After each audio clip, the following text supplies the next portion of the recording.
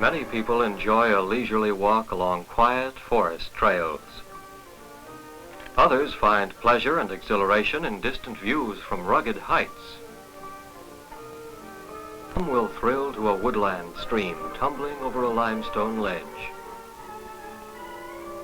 Some notice the more conspicuous wild flowers like this pink and white moccasin.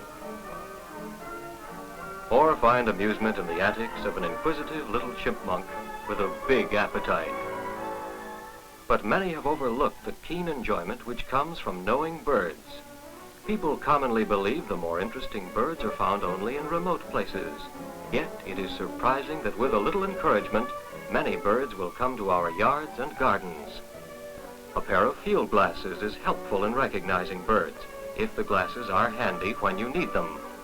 A friend of mine keeps his binoculars and a bird guide near the window. With these aids, he and his family are usually able to identify 100 different species in or near their yard during a year's time. After verifying the more difficult identifications, they record each one on their bird checking card.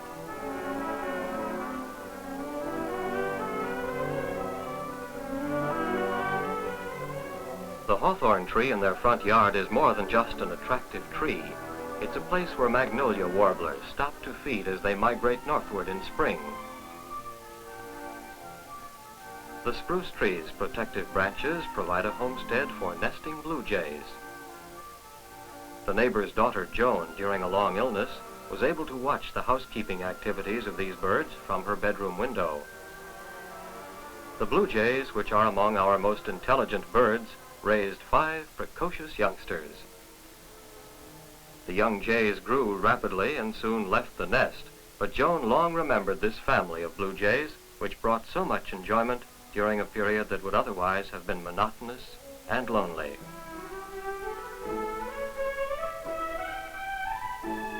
In my own yard, a female cardinal feels secure in this spruce tree's foliage.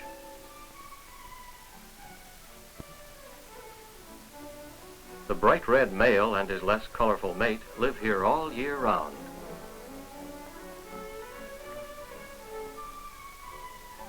During winter, when food is not so plentiful, I find sunflower seeds will frequently attract them to a feeding station outside my window. In spring, natural food is once more available, and with a new family to feed, it takes 2 hard-working parents to fill hungry, growing nestlings. Although the cardinal was originally a native of our southern states, it has in recent years become more and more common around northern homes.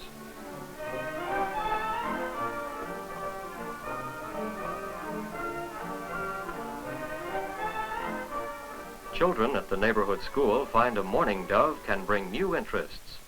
The youngsters are first fascinated by the bird's well-groomed appearance. They are surprised to discover such a neat bird building a fragile, poorly constructed twig nest which is flat and weak.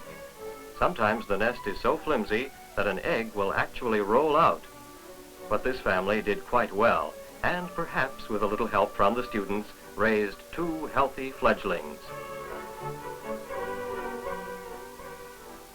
Pushing apart the concealing branches to examine the nest, a neighbor is surprised by the spirited fight a nesting brown thrasher puts up in defense of her home. Thrashers are unusually vigorous in attacking intruders, but this bird is particularly bold. Bushes and shrubbery in your yard may prove as attractive to nesting thrashers as these lilacs were in my neighbor's garden.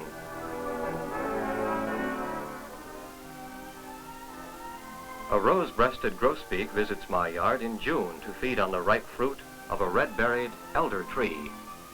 Many other birds enjoy the fruits from my chokecherries, thornapple, mountain ash, and woodbine.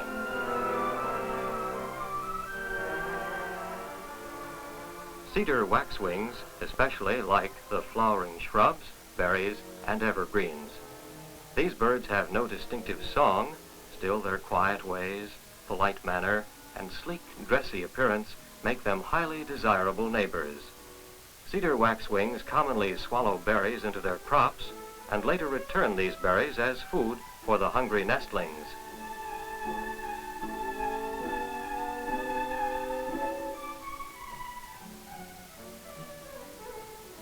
Robins, orioles, and many other birds delight in using our bird baths.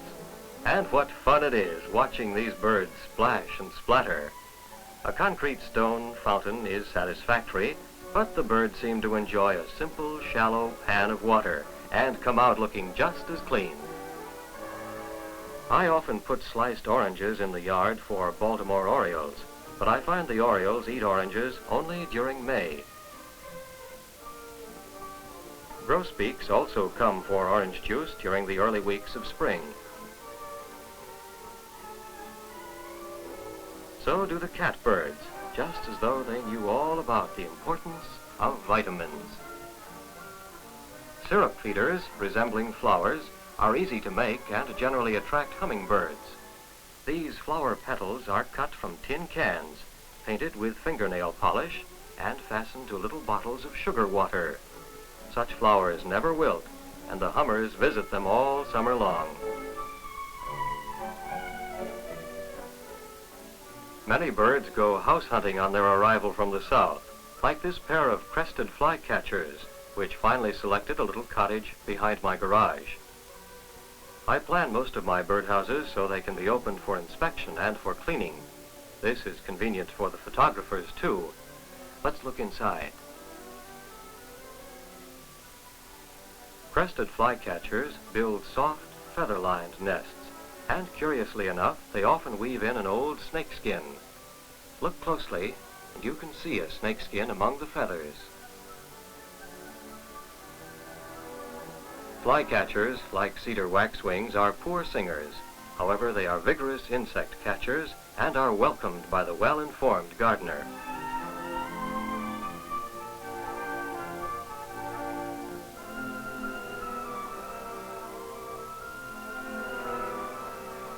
Fidgety little house wrens are tireless in carrying twigs for their nest. This pair has taken up quarters in a bluebird house where the English sparrows can bother them. Houses built especially for wrens should have doorways the size of a 25-cent piece. These will admit the wrens and keep out the sparrows. My neighbor's son Jimmy was hoeing his garden one day when he discovered a spotted sandpiper nesting on the ground by a currant bush. Spotted sandpipers are shore birds which usually nest along lakes and ponds, but one occasionally will nest several blocks from water. Notice the remarkable size of these eggs. Sandpipers invariably lay only 4. Eggs this size take longer to hatch, but the young are more mature birds when they finally emerge.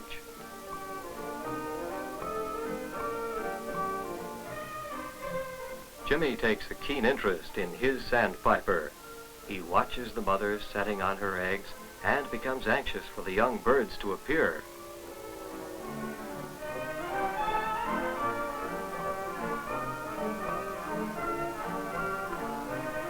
In about 3 weeks, the eggs finally hatch, and Jimmy discovers how lively a bird's nest becomes when it is full of young sandpipers. He is surprised to find the newly hatched youngsters so independent and eager to leave the nest. The mother tries to quiet and cover her brood, but her success is short-lived, for these energetic little fellows soon start popping out on all sides. Their irrepressible spirit will eventually win out, for young sandpipers generally leave home when they are only a day or 2 old. These are but a few of the many intriguing habits and mannerisms of our birds. With very little effort, much enjoyment is in store for you by learning to identify the many species, by giving attention to your trees and shrubbery, by providing feeding places, homes, and bird baths. In these ways, you can cultivate the friendship of your garden birds.